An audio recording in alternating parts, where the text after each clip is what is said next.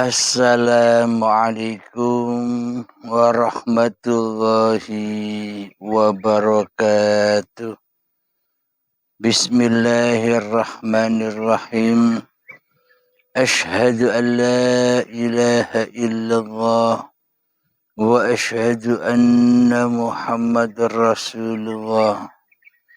Allahumma salli ala sayyidina Muhammad wa ala ali sayyidina Muhammad. Rabbi shrah li sadri wa yassir li amri wahlul 'uqdatam min lisani yafqahu qawli. Amin. Bismillahirrahmanirrahim. Salam takzimku untuk para sahabat jamaah Urip Allah dimanapun Anda berada, baik yang ada di dalam dan yang ada di luar negeri. Semoga kita senantiasa di dalam Idul Fitri di sisi Allah Subhanahu wa Ta'ala. Amin ya Rabbal Alamin. Alhamdulillahirabbil alamin. Di subuh atau di pagi yang indah ini ada suatu pertanyaan dari sahabat kita yang ada di seberang sana, yakni di Malaysia. Mari kita perdengarkan bersama-sama. Bismillahirrahmanirrahim. Assalamualaikum Ustaz Abdul Halim. Semoga Ustaz dan keluarga dirahmati Allah sentiasa. Nama saya Selamat bin Sarif, berasal dari negeri Melaka, Malaysia. Ingin memohon Ustaz membuat satu pencerahan berhubung keterangan ayat yang akan saya bacakan. Bismillahirrahmanirrahim. Laqad khalaqnal insana fi ahsani taqwim, yang bermaksud aku telah jadi manusia dalam keadaan yang seelok-eloknya. Apakah maksud aku telah jadi manusia dalam keadaan seelok-eloknya? Sekian, terima kasih. Assalamualaikum. Sebelum saya mengakhiri kalam, saya memohon reda daripada Ustaz kerana telah mengikuti channel Uripe sepanjang Ramadan tahun ini. Assalamualaikum warahmatullahi taala wabarakatuh. Waalaikumsalam warahmatullahi wabarakatuh. Alhamdulillahirabbil alamin. Pertanyaan saudara kita dari Malaysia ada di dalam surat At-Tin. Bismillahirrahmanirrahim. Mari kita kaji pelan-pelan bersama-sama. Saya bacakan ayatnya di dalam surat At-Tin. Langsung ayat yang ketiga. A'udzu billahi minasy syaithanir rajim. Bismillahirrahmanirrahim. Wa hadzal baladil amin, yang artinya dan demi negeri yang aman ini. Laqad khalaqnal insana fi ahsani taqwim. Sungguh kami telah menciptakan manusia dalam bentuk yang sebaik-baiknya atau dalam bentuk yang seelok-eloknya. Tsumma thumma radadnahu asfala safilin. Kemudian kami kembalikan dia ke tempat yang serendah-rendahnya. Illalladzina amanu wa amilus salihati falahum ajrun ghairu mamnun. Kecuali orang-orang yang beriman dan mengerjakan kebajikan, maka mereka akan mendapat pahala yang tidak ada putus-putusnya.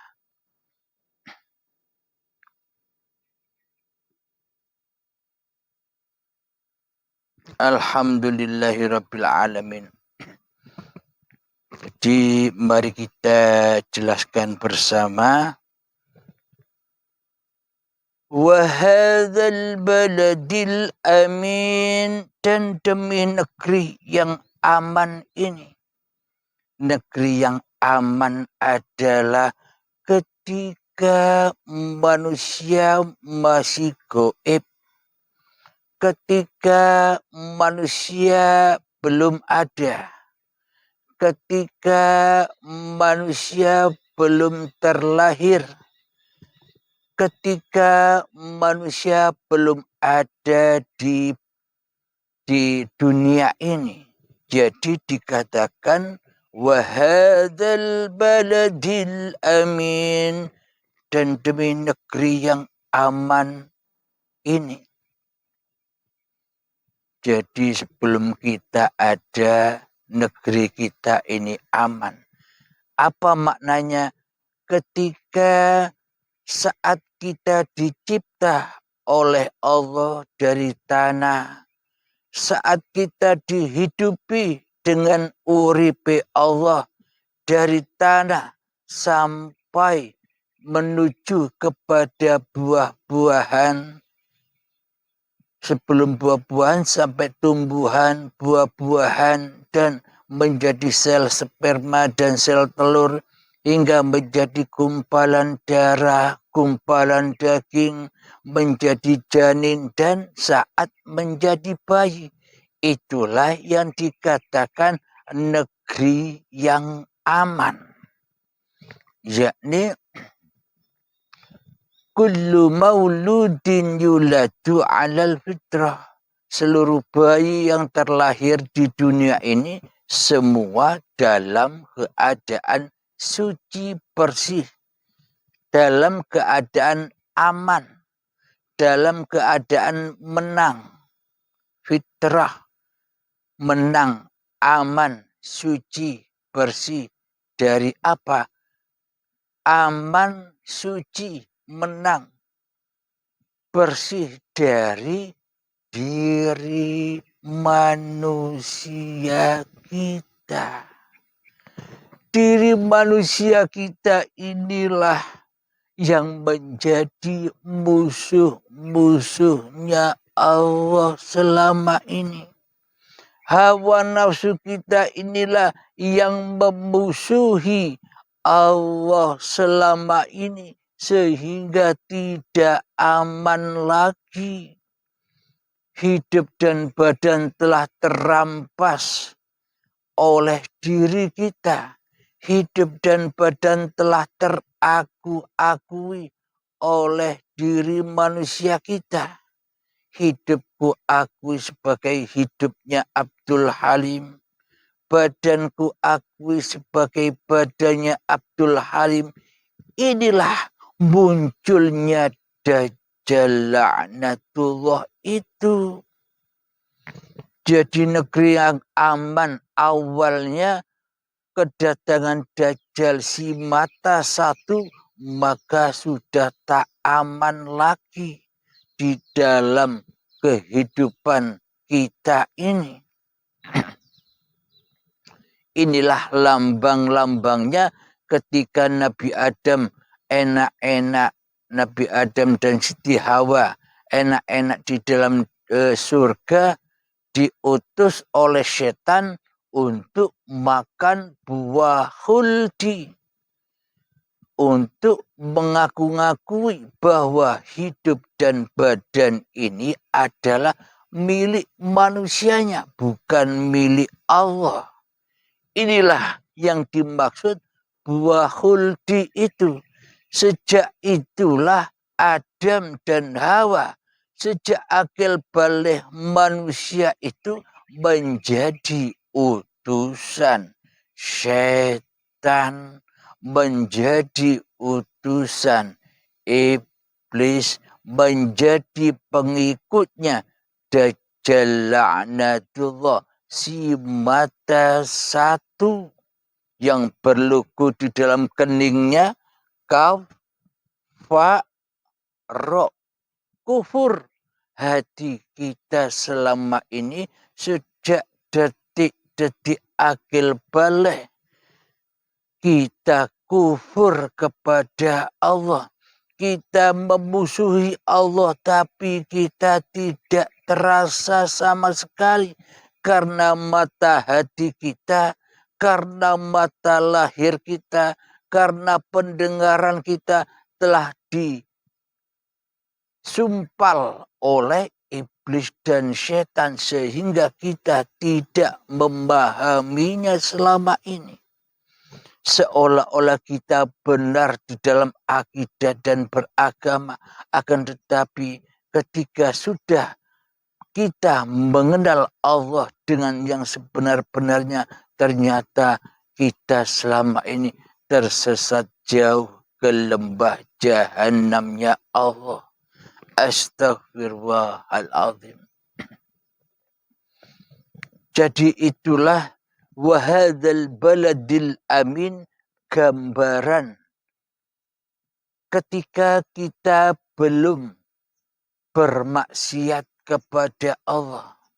Wahadzal baladil amin, dan demi negeri yang aman ini, itulah lambang ketika aurat kita masih tertutup.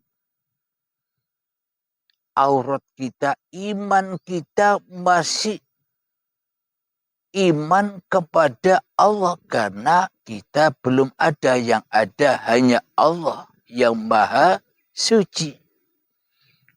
Ketika akil balik tiba, ketika kita menjadi utusan setan, hawa nafsu kita sendiri selalu mengikuti kemanapun apa yang diperintahkan hawa nafsu kita, maka saat itulah mulai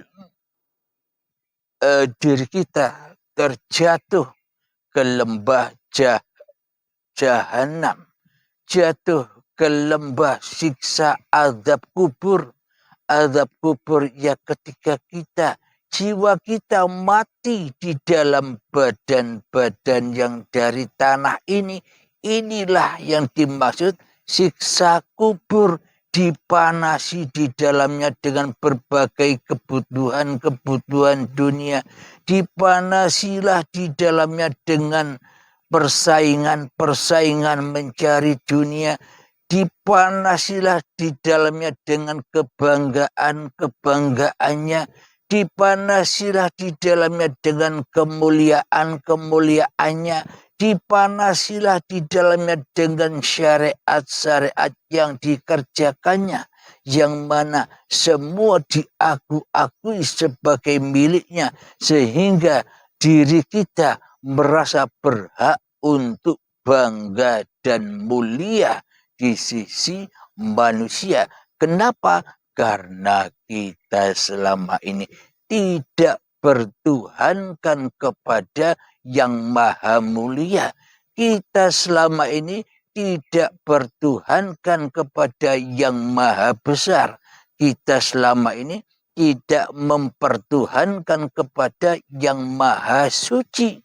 Maka suci, maka mulia, maka bangga kita akui sebagai milik kita juga.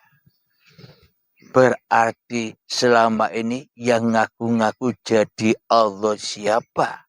Berarti yang selama ini ngaku-ngaku jadi Allah tapi tidak terasa adalah orang-orang yang tidak mengenal Allah. Orang-orang yang menggoibkan di dalam hatinya Allah sebagai Tuhannya, itulah orang-orang yang selama ini mengaku-ngaku jadi Allah, jadi Sang Khalik di dalam hatinya, melebihi Sang Khalik Tuhannya. Sementara Tuhannya, sementara Allah, kita tiadakan keberadaannya di hati kita. Itulah orang-orang yang ngaku-ngaku jadi Allah, tapi dibisiki oleh setan yang terkutuk. Ini mah enteng-enteng wae.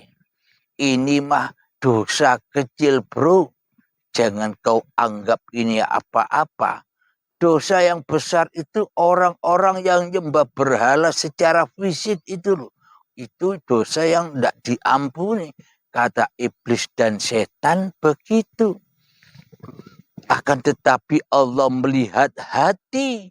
Bila di dalam hati ini tak ada Tuhan, bila di dalam hati ini yang wujud, yang nampak, yang jelas, manusianya yang jadi Tuhan, manusianya yang jadi Sang Pencipta di dalamnya. Inilah dosa yang tak terampuni itu. Dosa yang selalu mensekutukan Allah. Dosa yang selalu mensyirikkan Allah dengan dirinya. Mensyirikkan kekuasaan Allah dengan kekuasaan diri kita selama ini. Apapun yang kita amalkan, apapun yang kita perbuat selama ini adalah perbuatan iblis dan setan. Yakni linafsi, bukan lillahi ta'ala. Bagaimana mungkin kita bisa lillahi ta'ala sementara kita belum bertuhan di hati kita, sementara kita belum Islam di hati kita. Karena apa? Karena kita jauh dari Islam yang sesungguh-sungguhnya Islam. Kita jangankan Islam, syahadat saja tak bisa. Syahadat kepada Allah dan Rasulnya saja tidak bisa. Apa kita dikatakan Islam? Pasti semuanya bakal tersesat, dimakan balik oleh diri kita sendiri. Seluruh amal-amal yang kita kerjakan, apakah itu dipersembahkan kepada Allah, semua amalan-amalan kita kepada Allah saja tidak kenal, kepada Allah saja tidak tahu, kepada Allah saja tidak pernah jumpa. Apakah kita bisa memasrahkan ibadah-ibadah yang kita lakukan kecuali kepada yang wujud di hati kita, kecuali kepada hawa nafsu kita sendiri selama ini. Mari kita teruskan ayatnya.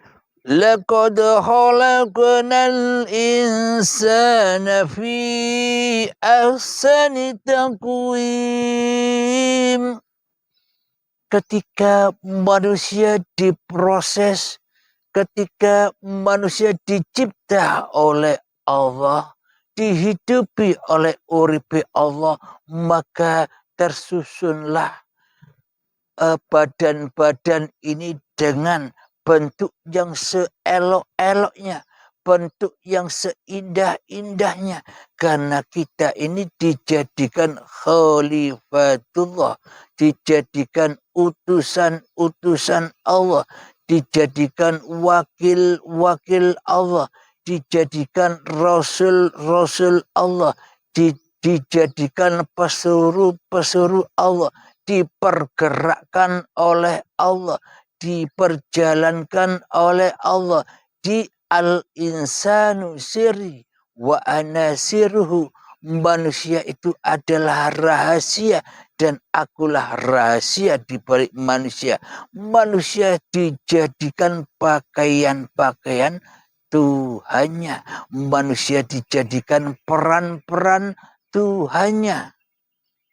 Jadi indah, itulah seindah-indahnya manusia, itulah seelok-eloknya manusia. Bila manusia sudah kembali kepada jalan Tuhannya, bila manusia sudah kembali menjadi utusan Allah, bila manusia kembali menjadi Rasulullah, bila manusia kembali menjadi Khalifatullah, bila manusia kembali menjadi pesuruh Allah, jika manusia kembali kepada lillahi ta'ala di dalam seluruh apapun yang diperbuatnya, itulah seelok-eloknya, itulah seindah-indahnya manusia, itulah insanul kamil.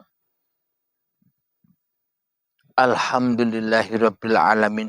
Akan tetapi ketika negeri yang indah, negeri yang aman ini sudah dimasuki oleh Dajjal la'natullah, diobrak-abrik oleh Dajjal la'natullah, diobrak-abrik oleh hawa nafsu kita sendiri, maka teraku-akuilah di dalam apapun yang kita kerjakan, ini aku yang berbuat, ini aku yang melakukan, semuanya jatuh rojiun kepada Dajjalnya daripada kepada Allahnya. Apa yang dilakukan kita selama ini, diutus lillahi ta'ala di dalam seluruh laku apapun yang kita kerjakan, maka kita selama ini menyimpang jauh. Kita menuju linapsi daripada kepada Allah. Kita menuju kepada kewujudan kita sendiri di dalam hati kita, ketimbang kita menuju kepada kewujudan Allah. Kita menuju kepada uripe manungsane yang ada di dalam hati, ketimbang menuju uripe Allah yang menguasai hati. Kita menuju kepada kekuasaan manusianya di dalam hati kita, daripada menuju kekuasaan Allah yang ada di dalam hati kita dan yang ada di luar diri kita selama ini. Maka jatuhlah martabat kita serendah-rendahnya, bahkan melebihi rendahnya hayawan, karena kita mengikuti hawa nafsu kita sendiri, karena kita menjadi utusan setan, karena kita menjadi rasulnya setan, karena kita menjadi pesuruh setan, karena kita menjadi wakil-wakilnya setan di dunia ini, sehingga hancur leburlah apa yang kita amalkan, sehingga terbakarlah, berkumpullah kita bersama iblis dan setan di neraka jahanamnya Allah yang berbahan bakarkan badan-badan manusia, dan hati yang keras melebihi kerasnya batu,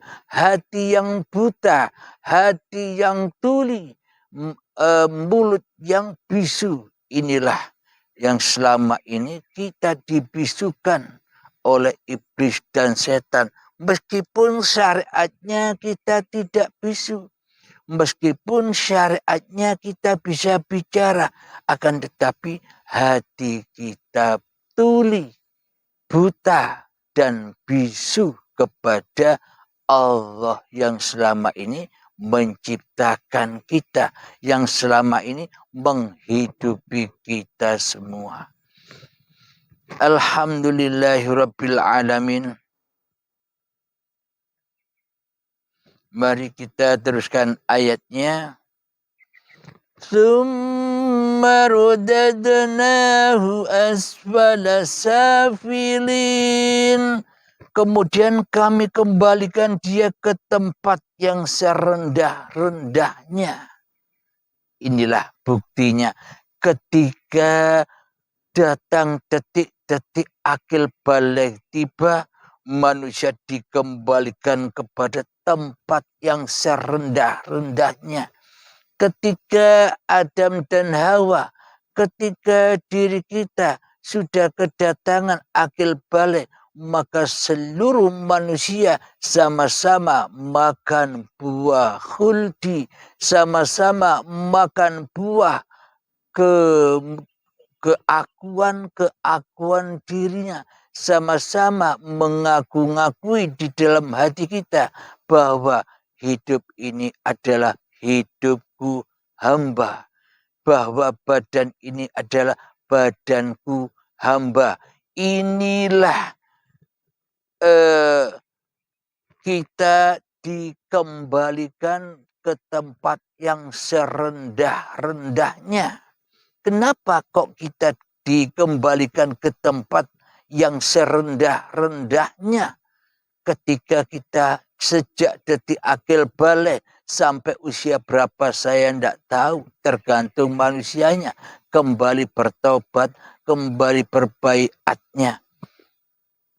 Entah sampai ajal menjemput, ataukah di dalam pencariannya selama ini bisa kembali kepada Tuhannya, bisa kembali ke puncak derajat kemuliaan.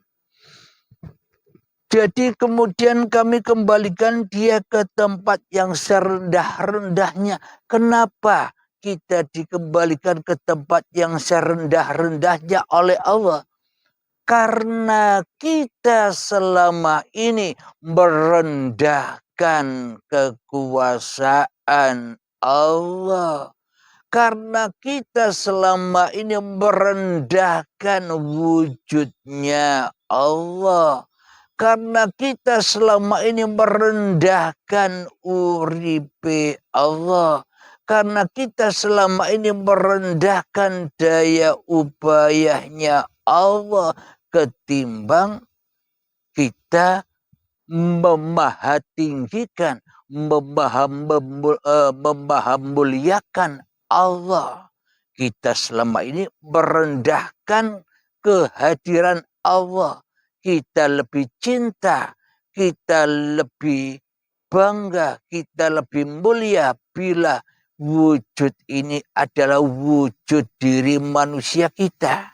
Di dalam hati kita, kita merasa bangga, kita merasa mulia bila hidup ini adalah hidup manusia kita di dalam hati kita. Kita lebih bangga, kita lebih mulia bila kuasa ini adalah kuasa manusia kita di hati kita. Kita lebih mulia, kita lebih bangga bila daya upaya, kehendak ini adalah kehendak dan daya upaya manusianya di dalam hati kita. Kita lebih cinta itu daripada cinta kewujudan Allah, cinta kemuliaan Allah, cinta kekuasaan Allah di hati kita. Kenapa kita berada di tempat yang terendah, lebih rendah dari anjing dan hayawan? Karena kita selama ini merendahkan kewujudan Allah, merendahkan kekuasaan Allah di hati kita. Itulah makna kita dikembalikan ke tempat yang serendah-rendahnya. Maka ketika saat itu, ketika manusia merasa tinggi, ketika manusia merasa mulia, ketika manusia merasa wujud, ketika manusia merasa hidup, ketika manusia merasa kuasa, itulah hawa nafsu iblis dan setan itu, dan itulah tempat yang serendah-rendahnya bagi manusia. Kelihatan secara syariatnya manusianya merasa mulia. Kelihatannya secara syariatnya manusianya merasa bangga atas ibadah-ibadahnya, bangga atas ilmu-ilmunya. bangga atas kekayaannya, bangga atas kegantengannya, bangga atas kecantikannya, bangga atas anak-anaknya, bangga atas istri-istrinya, bangga akan harta-harta yang dikumpul-kumpulkannya. Inilah tempat yang serendah-rendahnya di sisi Allah. Jangan kebalik. Alhamdulillahirrabbilalamin. Bagaimanakah kita bisa mencapai derajat yang tertinggi, derajat yang termulia, derajat yang terhormat di sisi Allah? Ya, kita harus memuliakan Allah daripada memuliakan diri manusia kita. Kita lebih mewujudkan Allah daripada wujud manusia kita. Kita lebih menghidupkan Allah daripada kehidupan diri manusia kita. Kita lebih menyaksikan kekuasaan Allah atas diri kita daripada kekuasaan diri manusia kita sendiri. Itulah jalan untuk mencapai tempat yang tertinggi, untuk mencapai menerobos langit-langit 7. Langit kudrot diterobos, langit iradah diterobos, langit ilmu diterobos, langit hayat diterobos, langit sama diterobos, langit basar diterobos, langit kalam diterobos. Maknanya apa menerobos langit tingkat 7 itu? Yakni kita mengembalikan semua kekuasaan Allah yang selama ini kita akui sebagai kuasa kita, dikembalikan lagi kepada Allah. Bahwa wujudullah, wujud ini hakikatnya adalah kenyataan Allah, kenyataan uripe Allah, pembuktian bahwa uripe Allah itu wujud dengan adanya wujudnya badan ini. Kuasa kita yang selama ini kita akui sebagai kuasa manusia kita, kita persembahkan kembali kepada kuasa Allah. Kita bisa menerobos langit yang pertama. Bila itu bisa dikembalikan, dirojiunkan dengan rela dan ridho. Jadi perjalanan ini ada di dalam baiatnya. Alhamdulillahirrabbilalamin. Mari kita lanjutkan ayat Allah dalam surat At-Tin yang nomor 6.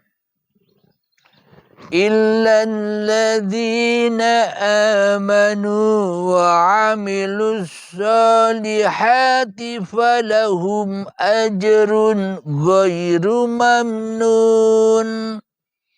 Yang artinya kecuali orang-orang yang beriman dan mengerjakan kebajikan, maka mereka akan mendapat pahala yang tidak ada putus-putusnya. Inilah yang dimaksud sholat daim. Maksudnya yang sholat bukan manusianya loh ya. Manusianya tidak bisa sholat. Manusianya tidak bisa ngapa-ngapain. Itu maknanya sholat daim.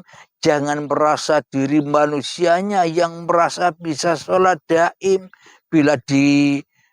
Bila ngobrol dengan orang, kamu sudah sholat. Aku mengerjakan sholat daim. Aku tidak mengerjakan sholat syariat. Aku hanya mengerjakan sholat hati. Kebanyakan orang yang salah paham di dalam babakan hakikat makrifat ya begitu. Salah paham, dikira manusianya yang bisa sholat daim. Jangankan sholat daim, sholat syariat saja manusianya tak bisa. Maknanya orang yang sudah sampai kepada hakikat makrifatnya, jangankan sholat daim, sholat fardu 5 waktu saja manusianya tak bisa dan tak berkuasa menjalankannya kecuali diutus oleh Allah, kecuali dirasuli oleh Allah, kecuali diperjalankan oleh Allah, kecuali dikerentekkan hatinya oleh Allah. Jadi meskipun jangankan sholat daim, sholat 5 waktu saja kita tak punya kekuasaan untuk menjalankannya, tak punya kekuasaan untuk meninggalkannya. Itulah yang dimaksud sholat daim itu. Maknanya berdirinya Allah, bukan berdirinya manusia. Berdirinya uripe Allah, bukan berdirinya uripe menungsani. Maka bagaimana mungkin kita ngaku-ngaku bisa sholat daim bila manusianya sudah dibaiat, bila manusianya sudah mati, bila manusianya sudah tidak ada. Bagaimana mungkin kita bisa ngaku-ngaku aku sholat daim, tidak sholat syariat. Ini kan pengakuan. Pengakuan yang mana manusianya masih ngaku-ngaku makrifat. Bagi manusia yang masih ngaku-ngaku dirinya makrifat, hakikatnya jauh banget dari hakikat makrifat itu sendiri. Belum, jauh sekali. Maka bila kita masih saenake dewe urip ini, mele-mele aku ndak mengerjakan sholat syariat, aku ndak mengerjakan ibadah syariat, aku pakai ibadah hakikat saja.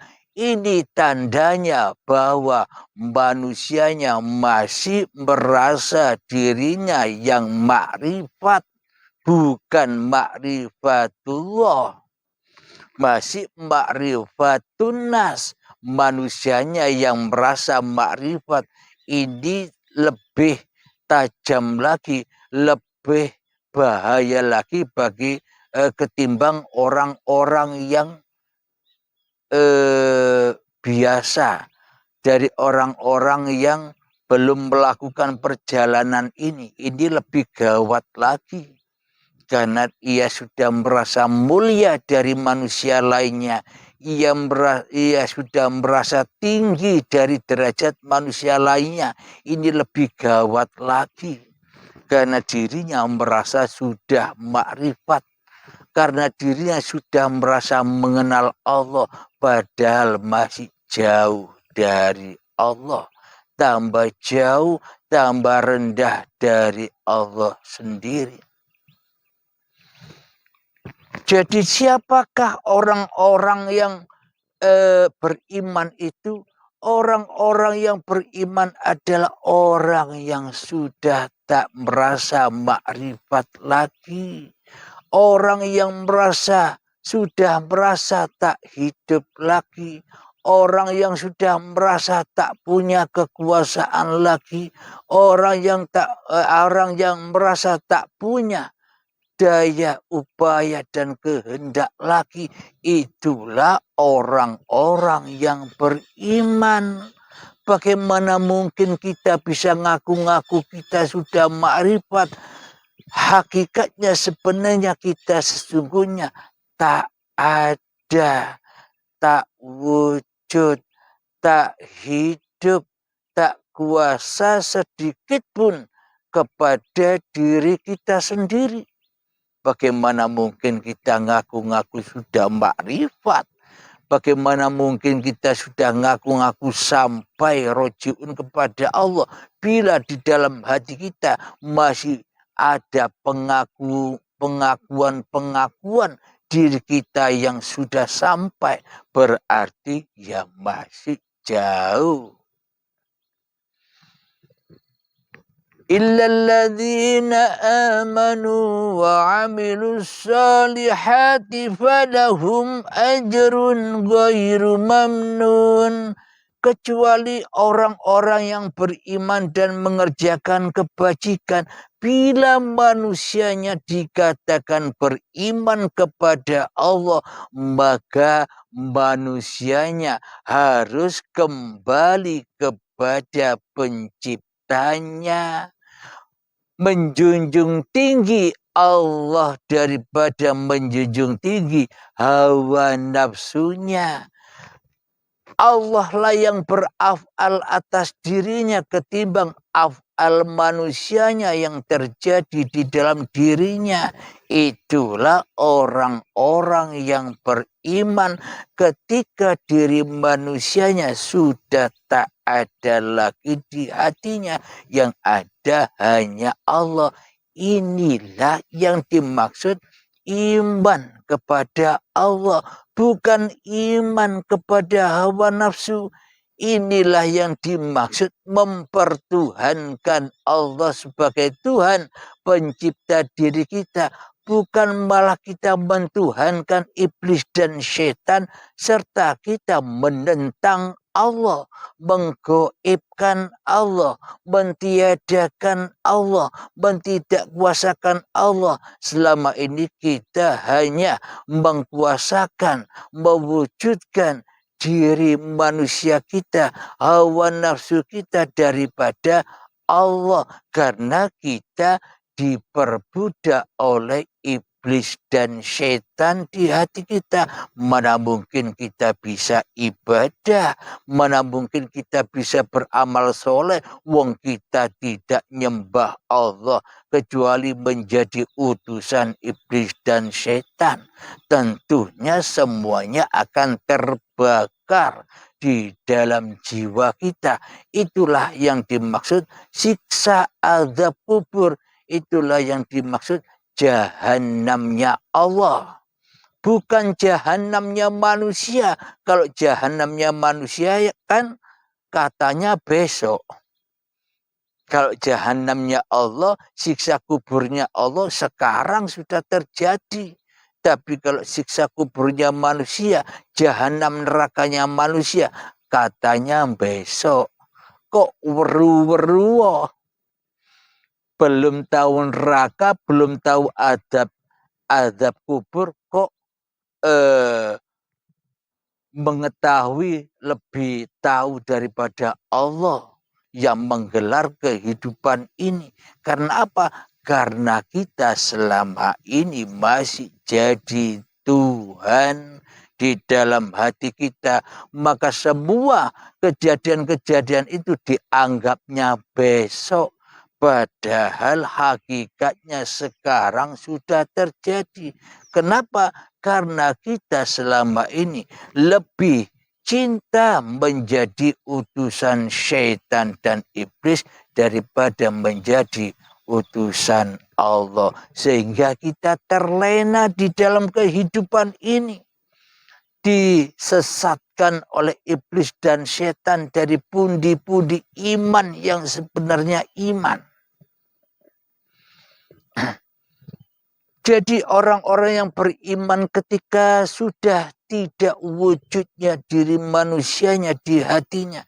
Iman itu adalah ketika sudah tidak hidupnya diri manusianya di hatinya. Iman itu adalah ketika sudah tidak kuasanya diri manusianya di hatinya. Ini semua ada di dalam baiatnya. Maka ketika itulah yang dikatakan iman ketika manusianya sudah kembali ke puncak maha sucinya Allah. Puncak maha tingginya Allah. Ketika Allah lebih wujud, ketika Allah lebih hidup, ketika Allah lebih kuasa, ketika Allah lebih berkehendak daripada diri manusia kita. Itulah puncak-puncaknya manusia puncak-puncaknya sempurnanya manusia menjadi khalifatullah, menjadi utusan Allah. Ini sudah dicontohkan oleh baginda Nabi besar Muhammad sallallahu alaihi wasallam. Contoh suri tauladan yang wajib kita ikuti bersama bila kita ingin dikatakan sebagai umatnya Nabi Muhammad, ya harus jadi Rasulullah juga seperti Kanjeng Nabi Muhammad. Jangan jadi rasulnya hawa nafsu, jangan jadi rasulnya iblis dan setan di dalam hati kita. Alhamdulillahirrabbilalamin. Jika kita sudah menjadi rasulnya Allah, jika kita sudah menyadari bahwa hidup ini Allah, maka manusianya sudah tak bisa sholat apa-apa lagi, apalagi sholat daim. Jangan ngaku-ngaku bisa sholat daim, bila di dalam hati kita ngaku-ngaku kita bisa sholat daim, itu tandanya kita belum paham. Kita masih salah paham, masih angan-angan, masih teori saja. Fahamnya masih teori. Karena apa? Karena belum dibaiatkan, karena belajar sendiri. Akhirnya hawa nafsunya, akhirnya iblis dan setannya menjadi mursyidnya. Sehingga dibisiki oleh mereka, pura-puranya kamu sudah paham bro, tidak usah baiat kemana-mana, kamu saya baiat sendiri, kata iblis dan setannya, sehingga merasa dirinya yang bisa sholat daim. Apalagi sholat 5 waktu, bila manusia masih merasa dirinya yang berbuat, yang bisa melakukan sholat 5 waktu, ya sama. Kondisinya sama di dalam alam yang terendah dan serendah-rendahnya, lebih rendah daripada hayawan. Bila di dalam hati kita masih linapsi, kembalinya kepada diri manusianya, itulah tempat yang terendah. Jadi tempat yang tertinggi adalah di mana? Ketika manusia sudah illalladzina amanu wa amilus solihati falahum ajrun ghairu mamnun. Kecuali orang-orang yang beriman dan mengerjakan kebajikan. Maknanya bagaimana mungkin kita bisa mengerjakan kebajikan bila iman kita selama ini iman kepada iblis dan setan.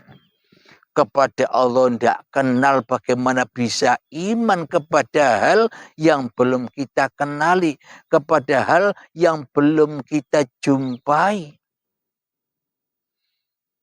Jadi orang-orang yang sudah kembali rojiun kepada Allah lah yang bisa berbuat kebajikan. Kok bisa? Kata orang awam, kata kebanyakan manusia, kalau sudah rojiun kan orangnya sudah mati. Maknanya bukan matinya badan. Karena kita selama ini menyangka kematian itu matinya badan. Hingga tidak sampai akal kita, tidak nutut akal kita. Karena kita masih pertuhankan iblis dan setan daripada pertuhankan Allah. Maknanya bagaimana? Matikanlah dirimu sebelum matimu. Maknanya hati kita sudah rojiun kepada Allah. Meskipun badan kita belum mati. Maknanya ya baiat. Itulah yang dikatakan rojiun. Baiat itulah yang dikatakan mati sebelum mati. Jadi pintu baiat itulah untuk memenggal hawa nafsu ini agar tidak jadi Tuhan lagi.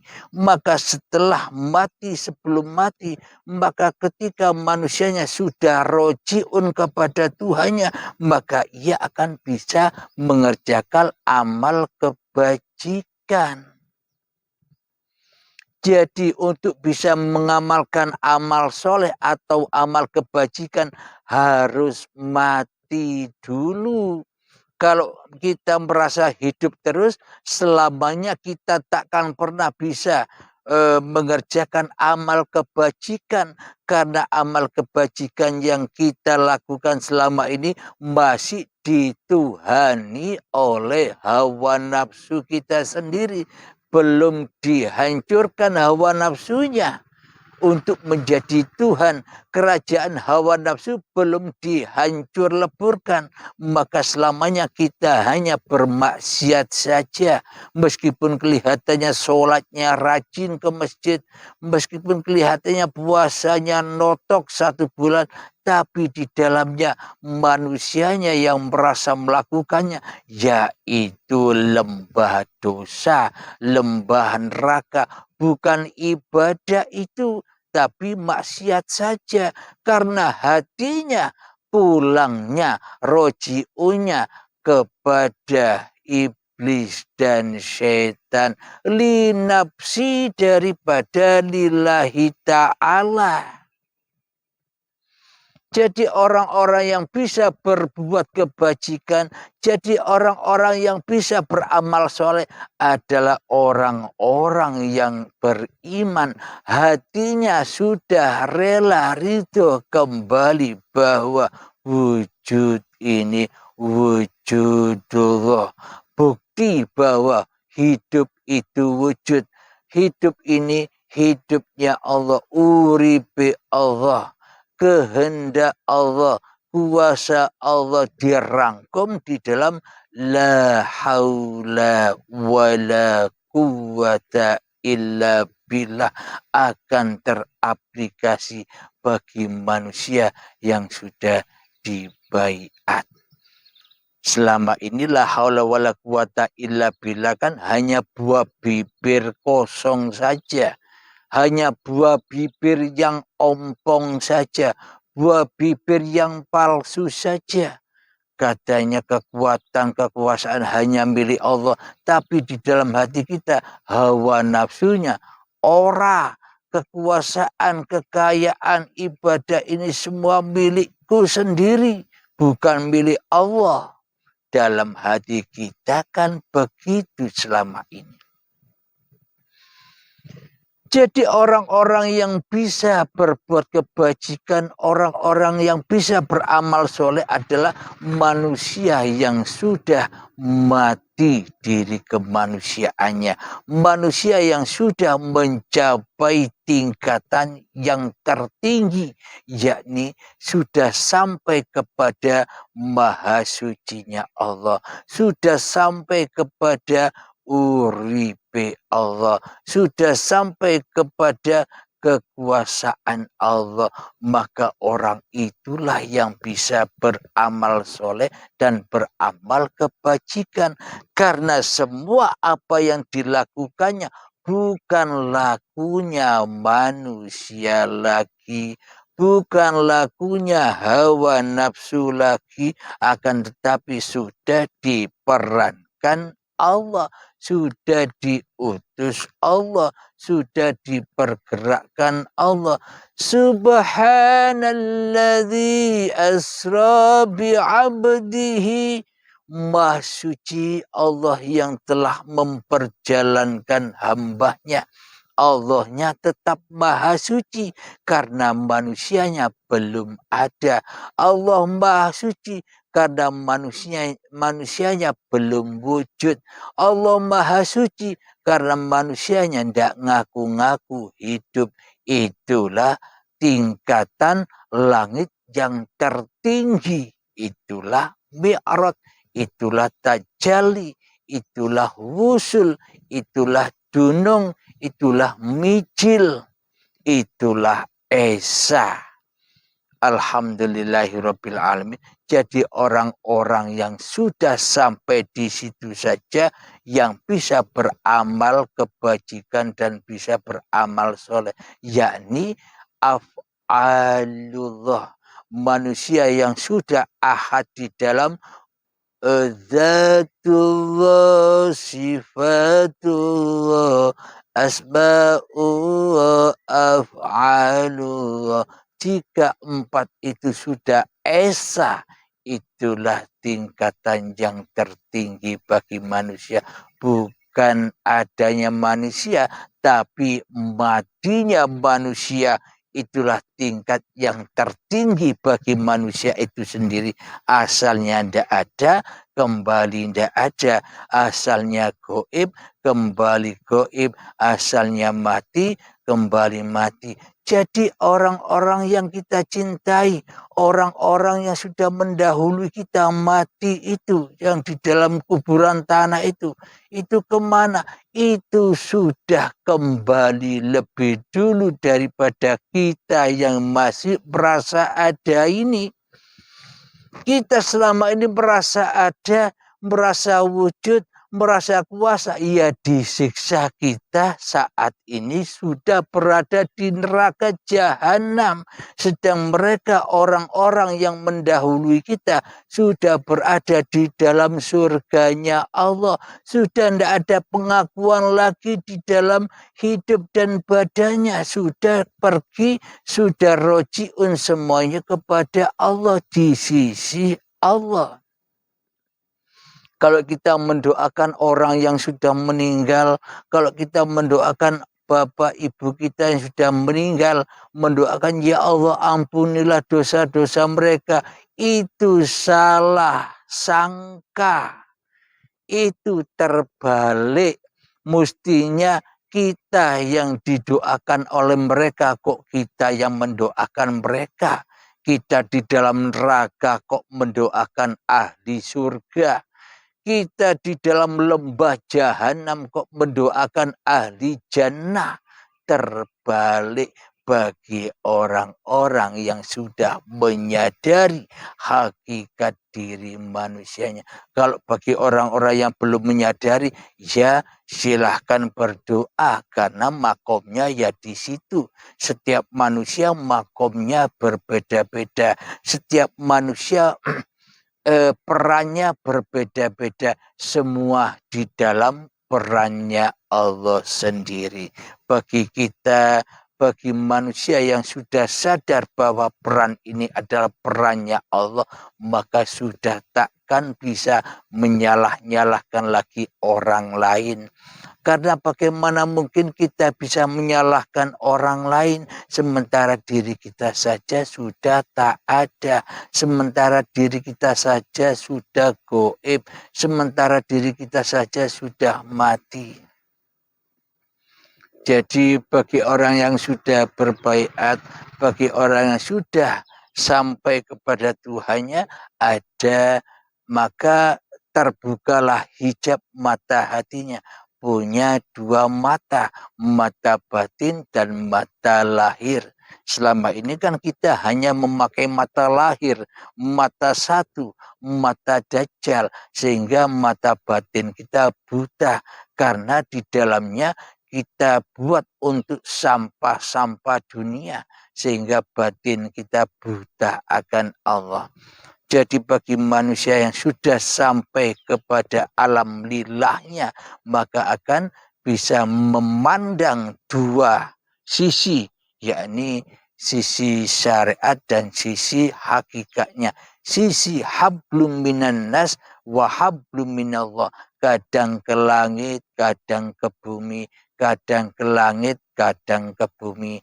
Awas, jangan dibayang-bayangkan itu manusianya loh ya. Yang bisa naik ke langit dan yang bisa turun ke bumi, bisa naik ke langit lagi, bisa turun ke bumi lagi, itu sudah bukan wilayah kemanusiaannya lagi. Akan tetapi itulah peran-perannya Allah. Allah lah yang menaikkan dan Allah lah yang menurunkan lagi. Jadi jangan aku akui semua itu perbuatan manusianya. Itulah yang dikatakan manusia yang kembali kepada Tuhannya dan berbuat kebajikan. Maknanya hatinya sudah diliputi maha sucinya Allah, diliputi maha besarnya Allah. Maka bagi mereka yang telah melakukan kebajikan, maka mereka akan mendapatkan pahala. Tidak ada putus-putusnya. Maknanya pahala di sini apa? Pahala itu hakikatnya tenangnya jiwa. Pahala itu adalah ketika hati kita tidak tersiksa lagi oleh dunia. Pahala itu adalah ketika hati kita tidak tersiksa lagi oleh cipta-cipta dunia. Maknanya pahala adalah al-ghani, kaya raya, tenangnya hati.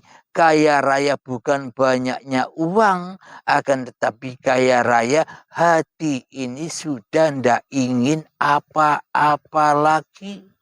Karena Allah lah yang menyediakan, karena Allah lah yang mencukupi apa-apa yang dibutuhkan hambanya. Itulah kaya raya. Hati sudah tidak menjaga dunia lagi.